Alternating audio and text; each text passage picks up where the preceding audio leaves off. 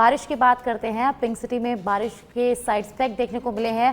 राजधानी एक बार फिर पानी पानी हो गई। जयपुर के कई मुख्य मार्गों पर पानी भर गया। आवागमन में वाहन चालकों को भारी परेशानी का सामना यहां करना पड़ रहा है। जेएलएन मार्ग समेत कई सड़कों पर पानी भर गया है। तो प्रदेश में एक बार फिर मानसून सक्रिय हो गया है और इसी के चलते जयपुर में बारिश के साइड इफेक्ट्स देखने को मिले हैं। जयपुर में कई सड़कों पर जलभराव हो गया, जिससे वाहन चालकों को यहां भारी परेशानी का सामना करना पड़ रहा है। जेएलएन मार्ग समेत कई सड़कों पर जलभराव की स्थिति राजधानी जयपुर में हो गई। तो लगातार बारिश का दौर जयपुर में जारी है और इसी के चलते जगह जगह जलभराव की स्थिति हो गई और जलभराव की स्थिति से यहां लोगों को भारी परेशानी का सामना करना पड़ रहा है। जनजीवन यहां अस्त व्यस्त हो गया है। उदयपुर जिला कलेक्टर नमित मेहता की अध्यक्षता में आज कलेक्ट्रेट सभागार में राजस्व प्रकरणों की समीक्षा बैठक आयोजित हुई। बैठक में राजस्व से जुड़े लंबित प्रकरणों की बिंदुवार समीक्षा की गई, जिसमें कलेक्टर ने सभी प्रकरणों को समयबद्ध और गुणवत्तापूर्ण ढंग से निस्तारित करने के सख्त निर्देश यहां दिए। जिला कलेक्टर ने राजस्व न्यायालय से संबंधित मामलों को गंभीरता से लेते हुए अधिकारियों को त्वरित निस्तारण के लिए पाबंद किया और इसके साथ ही मौजूदा बारिश के मौसम को देखते हुए वर्षा जनित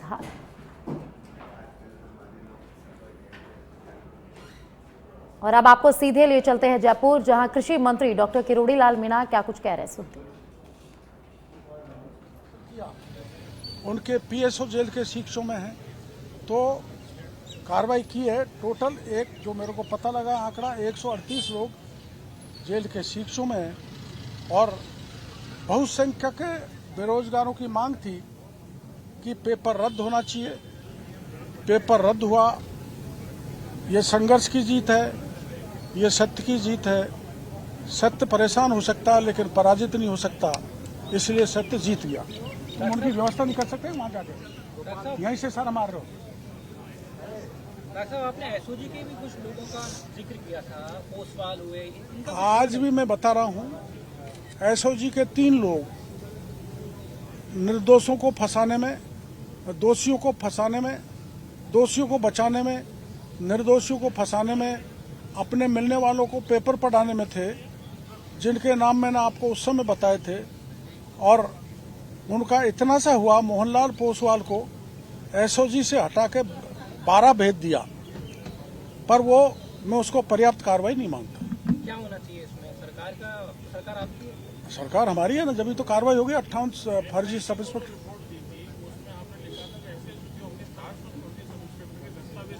न मैंने नहीं लिखा, मैं तो नहीं एसओजी को मैंने कागज दिए थे, पर कैबिनेट सब कमेटी का मैं सदस्य नहीं था, इसलिए क्या एसओजी ने लिख के दिया, क्या कैबिनेट सब कमेटी ने दिया, क्या एडवोकेट जनरल ने दिया, मेरे को इसकी पूरी जानकारी नहीं है।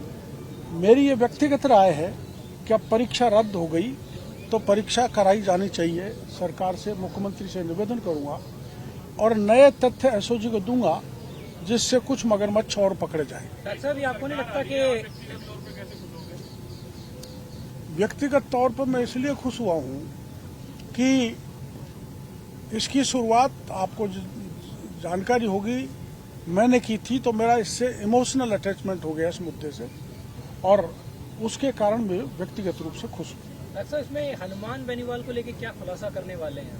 नहीं, देखो वो ऐसा होता है, मैं क्या नाम से हनुमान बेनीवाल हमारी पार्टी से गए हुए हैं और वो बार बार ये कहते मेरे को छोड़ के चले गए और कई महीने से कह रहे थे, तो ये मेरे को परेशान बात कर रही थी। एक उन्होंने कल ये जो कहा उसके कारण मैं थोड़ा परटर्ब हो गया।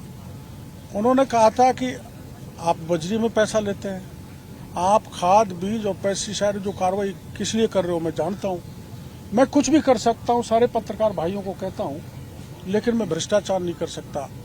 अगर कहीं भी प्रमाण मिल जाए तो मेरे को फांसी के फंदे पे लटका दिया जाए। तो उससे मेरे को परेशानी हुई, मैं परटर्ब हुआ, तो कुछ बात कह दी, तो उसको उनको भी अन्यथा नहीं लेना चाहिए। मैं तो कम से कम अन्यथा नहीं लूंगा, क्योंकि उन्होंने मेरे को नजदीक से देखा है, मैंने उनको नजदीक से देखा है। लेकिन उन्होंने ऐसे गंभीर आरोप लगा दिए जिससे मैं दुखी हो गया और ये दुख कई दिनों में मिटेगा। तो आपको ऐसा लगता है कि हनुमान बेनीवाल इस मुद्दे को कहीं झपटना चाह रहे थे? नहीं, झपट लो, कोई बात नहीं। मैं आप बताओ, मैं पिछले रात से ये सारे मामला उठा रहा था। मैंने कभी आपको कहा कि मैं इसका क्रेडिट ले रहा हूँ? आज भी नहीं कहता हूँ।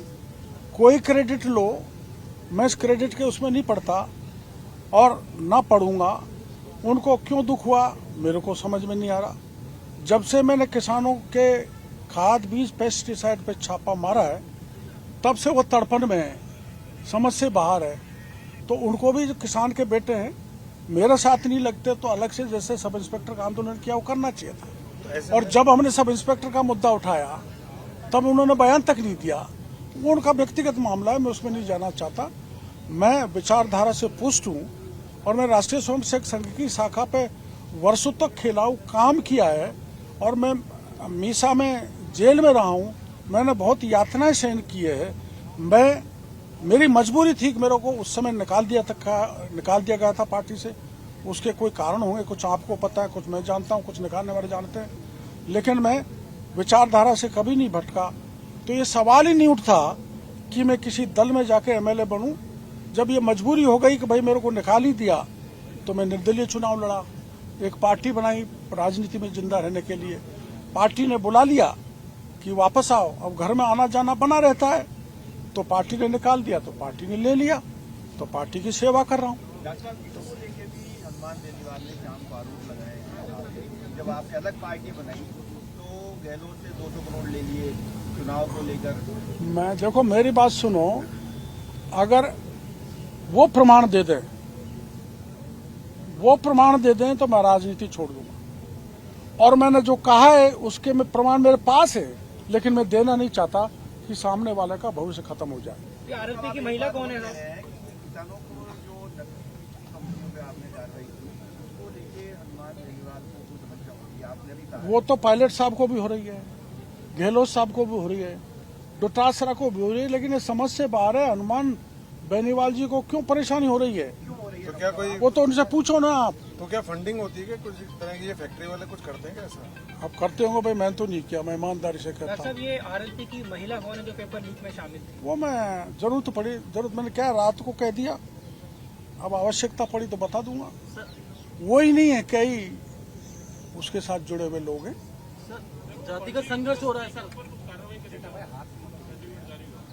सर, जाट और मीणा हो रहा है, सोशल मीडिया पे कुछ लोग लिख रहे हैं, इससे सामाजिक वातावरण बिगड़ा है। इसका आप मैसेज क्या देना चाहेंगे? इसमें जाट मीणा की कौन सी बात है? कुछ लोग लिख जाटों में भी किसान हैं, मीणों में भी हैं, गुजरों में भी हैं, यादवों में भी हैं, सब जाति में किसान है। मैंने तो किसान जाति की लड़ाई लड़ी है, न मीणा की लड़ी, न गुजर की लड़ी, न जाट की लड़ी। और जब छापे मारे हैं तो सभी जाति के किसान प्रसन्न हैं, मेरे को समर्थन दे रहे हैं। आपका जो वो तो कहेंगे, घेरेंगे, कल जो विषय उनका क्या बनता है। हनुमान बेनीवाल जब आंदोलन कर रहे थे, जब कुछ लोग ये कह रहे थे डॉक्टर क्रोड़ीलाल ही करवा रहे हैं, टंकी पे जो कुछ लोग चढ़े गए डॉक्टर क्रोड़ीलाल ही चढ़ा रहे हैं, तो ये तो कहते रहते हैं, इनकी क्या परवाह करना। भगवान राम को इस देश में नहीं छोड़ा, महात्मा गांधी को गोली से उड़ा दिया, तो इनकी क्या परवाह करना। मैं कैरेक्टर से साउंड हूँ, सिद्धांत से साउंड हूँ, मजबूत हूँ, वैल्यू बेस्ड राजनीति करता हूँ और शुचिता की राजनीति करता हूँ। कहीं पकड़ा जाऊंगा तो मैं जीवन लेना समाप्त कर लूंगा, लेकिन अनैतिक आचरण नहीं करूंगा। तो ये क्या ओछी राजनीति पर उतरा है लोग? आप कह रहे हैं कि भ्रष्टाचार में अगर एक भी आरोप साबित होता है तो आप जो है वो राजनीति छोड़े, जो भी आपने अरे दोनों था। अरे 200 करोड़ अगर गहलोत से लिए हैं तो उसका प्रमाण दो, और लिए हैं तो मैं गहलोत के खिलाफ 5 साल तक क्यों लड़ा, आप प्रमाण बता दो। 5 साल तक गहलोत के खिलाफ मैं लड़ा ना।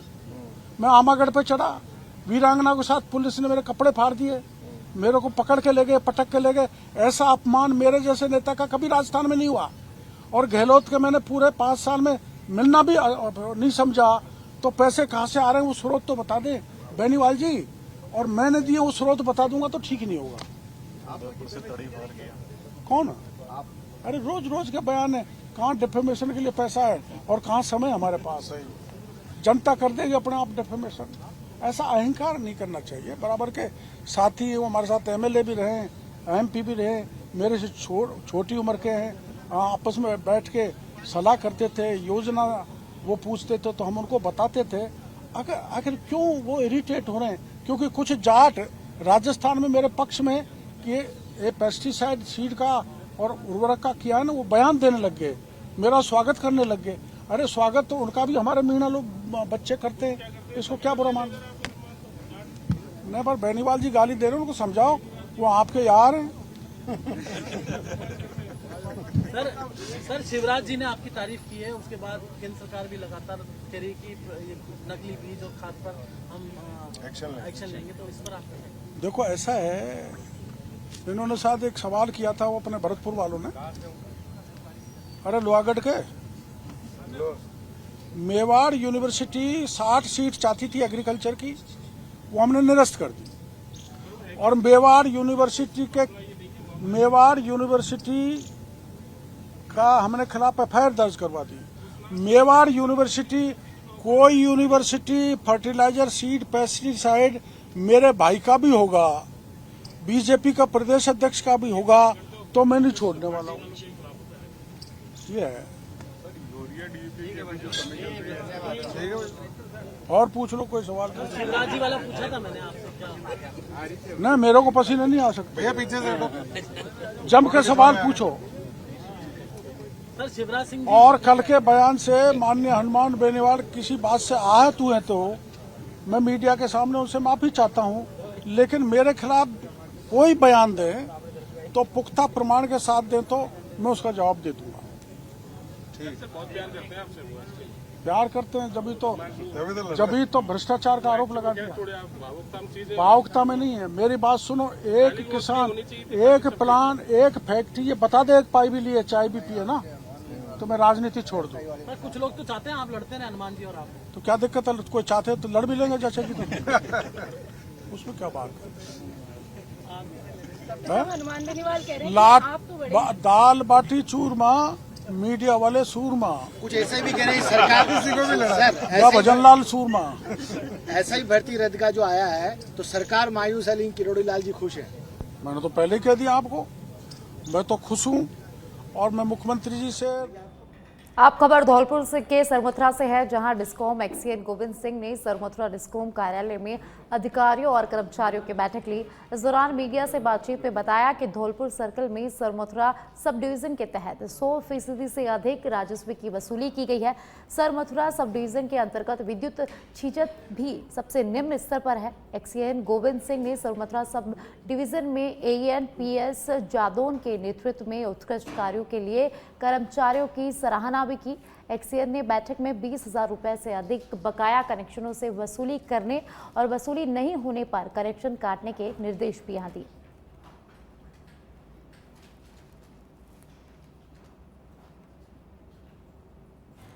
Sarmathura sub division Dholpur circle में प्रथम स्थान पर चल रहा है। इसकी राजस्व वसूली अब तक 100% से ऊपर चल रही है और विद्युत छीजत भी निम्न स्तर पर चल रही है। समस्त कर्मचारी जी जान से मेहनत कर रहे हैं। जैसलमेर से खबर है, जहां पानी और बिजली जैसी बुनियादी सुविधाओं को लेकर आमजन को संघर्ष करना पड़ रहा है। पानी और बिजली की दिनों दिन बिगड़ती व्यवस्था को लेकर शहर की महिलाएं सिर पर मटकियां लेकर कलेक्टर से राहत की गुहार लगाने के लिए जिला कलेक्टर कार्यालय पहुंची, जहां महिलाओं ने जमकर नारेबाजी की और मटकियां फोड़कर पानी की किल्लत से राहत की यहां मांग की। और साथ ही मांग को लेकर ज्ञापन सौंपते हुए महिलाओं ने कहा कि मांग नहीं माने जाने पर उग्र आंदोलन किया जाएगा।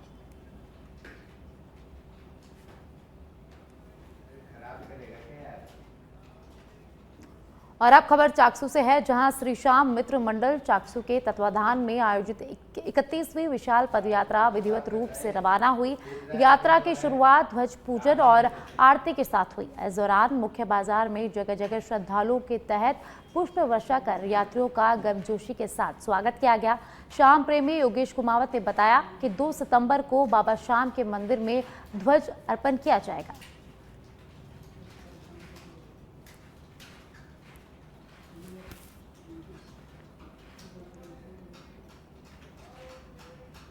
झालावाड़ में पुलिस अधीक्षक अमित कुमार ने प्रेस वार्ता कर बताया कि आमजन को राहत प्रदान करने के उद्देश्य से 20 दिवसीय विशेष अभियान चलाया जाएगा।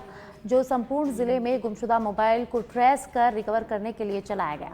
अभियान के तहत 75 लाख रुपए की कीमत के 246 मोबाइल ट्रेस कर रिकवर करने में सफलता यहां प्राप्त की गई है।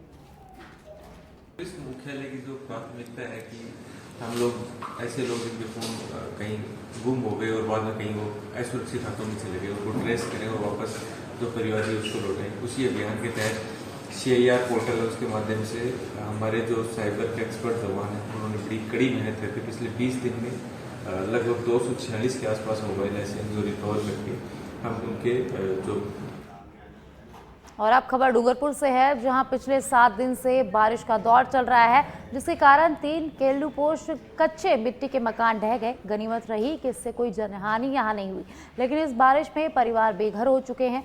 वहीं सरपंच ने मौका मुआयना किया। जिले में अभी तक कुल 648.00 mm बारिश हो चुकी है।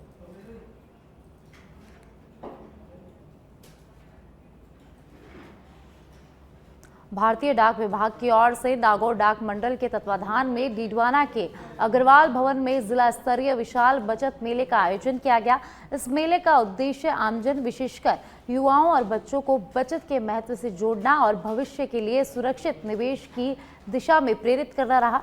कार्यक्रम का शुभारंभ मुख्य अतिथि पुलिस अधीक्षक ऋचा तोमर ने किया, जहां डाक विभाग के अधिकारी, कर्मचारी, स्कूली विद्यार्थी और बड़ी संख्या में अभिभावक मौजूद रहे।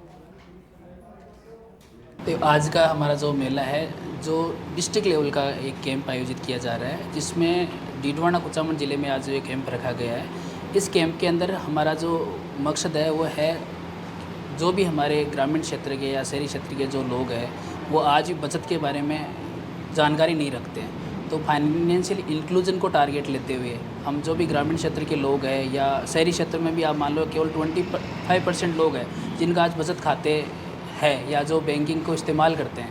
तो इसका मकसद ये है कि ग्रामीण क्षेत्र में या शहरी क्षेत्र में जो भी लोग इनसे जुड़े हुए नहीं है वो इससे जुड़ाव हो उनका, और फाइनेंशियल लिटरेसी हो, बचत का महत्व समझे कि आपकी इनकम और इसके अलावा एक्सपेंडिचर, उसमें एक सेविंग बहुत इंपॉर्टेंट पार्ट करता है, जो कि आपके जीवन में कभी भी विकट परिस्थितियों में यदि सहयोग के रूप में यदि काम। इसका जो मेन उद्देश्य है वो है कि भारतीय डाक विभाग द्वारा जो छोटी बचत योजनाएं हैं जो अधिकतर अपने गाँव में होती है, शहरों में बड़ी बचत योजनाएं भी है, बैंकें भी है, तो हमारा जो आज का मेन उद्देश्य है वो बचत योजनाओं के बारे में लोगों को बताना, उसका प्रचार प्रसार करना और छोटी छोटी बचत करके अपने भविष्य को सुरक्षित करना।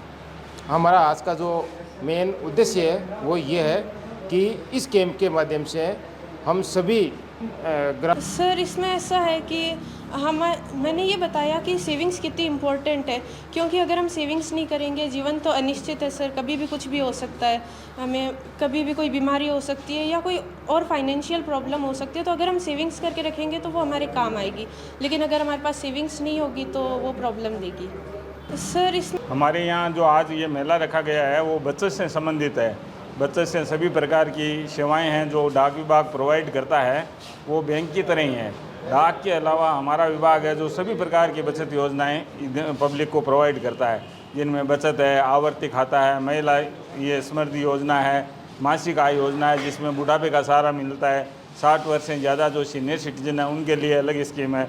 इस प्रकार से सभी 9 प्रकार की स्कीम डाक। ये हमारा जो मेगा मेला रखा गया है नागौर डिवीजन का आज डीडवाना में, और इस दिन का हमारा टारगेट कम से कम 11,000 खाते खोलने का है, जिसमें हर आदमी को हमने मोटिवेट किया है। पिछले 1 सप्ताह से रेगुलर लगे हुए हैं और हम चाहते हैं कि विभाग का जो रेवेन्यू है उसके लिए जो हर महीने हमारे द्वारा प्रयास किया जा रहा है, उसमें एक ये विशेष प्रयास है जो पूरे डिवीज़न का मेला है, लेकिन हमने जगह ये अपना डीडवाना जो तय किया है, अगला मेला जो होगा हम दूसरी जगह रखेंगे, लेकिन हम चाहते हैं कि यहाँ प्रयास भी अच्छे हैं। डीडवाना सब डिवीज़न जो है लास्ट ईयर फाइनेंशियल ईयर में इसने अच्छा टारगेट किया है और अच्छे रहे हैं सभी बंदे, तो हम चाहते हैं कि आज भी हमारा रिजल्ट जो है शाम को 6 बजे तक लगभग 11,000 खाते जो हमारे। आप सब लोग जहाँ पे अपनी सेवाएं दे रहे हैं उन लोगों से जुड़िए और उन लोगों का भावनात्मक जुड़ाव आपके पोस्ट ऑफिस से हो।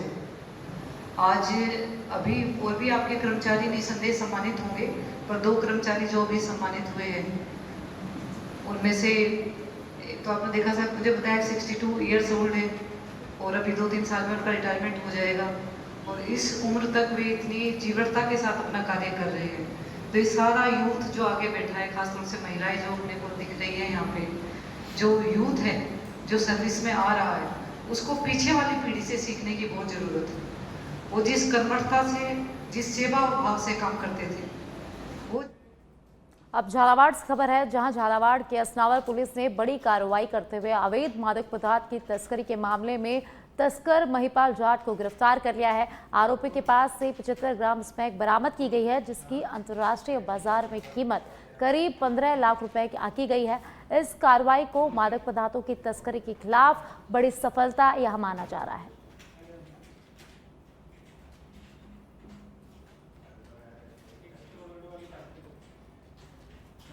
लगातार ही असनावर अकलेरा वाला बेल्ट जो है, अभी पिछले दिनों भी लगभग 1.5 किलो के आसपास स्मैक की कार्रवाई हुई थी। इस बेल्ट पे लगातार जिस तरह की तस्करी हो रही है, लगातार जिला पुलिस सक्रिय है। रात को कल एक कार्रवाई होते हुए असनावर पुलिस ने अच्छी कार्रवाई की है, जिसमें 75 ग्राम के आसपास स्मैक पकड़ी।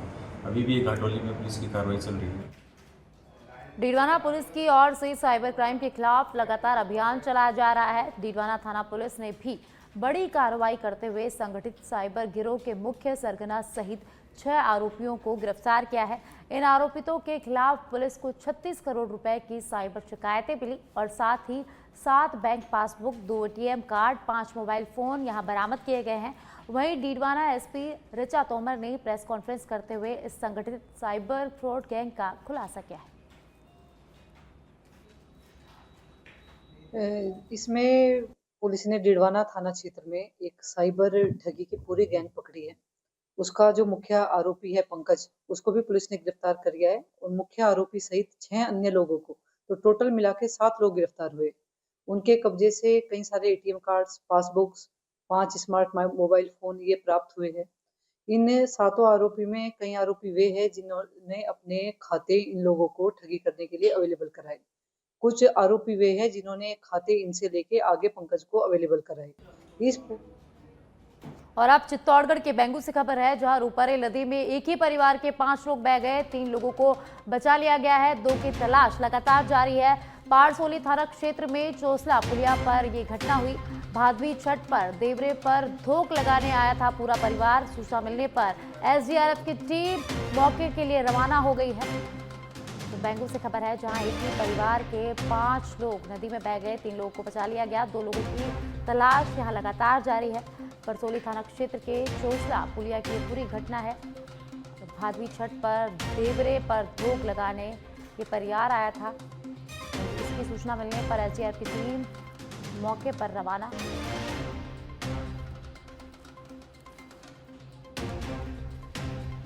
तो चित्तौड़गढ़ के बेंगू से खबर है, जहां रूपारेल नदी में एक ही परिवार के 5 लोग बह गए, जिनमें से 3 को बचाया गया है।